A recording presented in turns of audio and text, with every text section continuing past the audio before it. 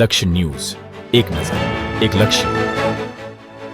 ગાંધીનગર જિલ્લાના કલોલ શહેરમાં સતત વરસી રહેલા ભારે વરસાદને કારણે શહેરના અનેક વિસ્તારોમાં પાણી ભરાઈ ગયા છે. ભારે વરસાદના કારણે રસ્તાઓ પર પાણી ફરી વળતા વાહન વ્યવહાર તેમજ સામાન્ય જનજીવન પર તેની વ્યાપક અસર જોવા મળી રહી છે. કલોલથી સહિત જતો અંડરપાસ વરસાદી પાણીથી સંપૂર્ણપણે ભરાઈ જતા વાહન વ્યવહાર માટે બંધ જેવી સ્થિતિ સર્જાઈ છે. અંડરપાસમાં પાણી ભરાતા નાના મોટા વાહનોને વૈકલ્પિક માર્ગનો ઉપયોગ કરવાની ફરજ પડી રહી છે. બીજી તરફ કલોલ જીઆઈડીસી વિસ્તારમાં પણ ઘૂંટણસમાં પાણી ભરાઈ જતા ઉદ્યોગોમાં કામ કરતા કર્મચારીઓ અને સ્થાનિક વેપારીઓને ભારે મુશ્કેલીનો સામનો કરવો પડી રહ્યો છે.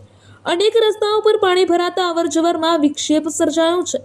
કલોલ અમદાવાદ હાઈવે પર ગુરુકુળ નજીક પણ વરસાદી પાણી ભરાઈ જતા વાહનો ધીમી ગતિએ પસાર થઈ રહ્યા છે, જેના કારણે ટ્રાફિકની સમસ્યા ઊભી થઈ છે.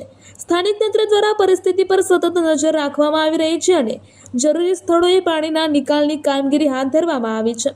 વહીવટી તંત્રએ નાગરિકોને પાણી ભરાયેલા માર્ગો અને અંડરપાસમાંથી પસાર ન થવા તેમજ જરૂરી હોય ત્યારે જ ઘરની બહાર નીકળવાની અપીલ કરવામાં આવી છે.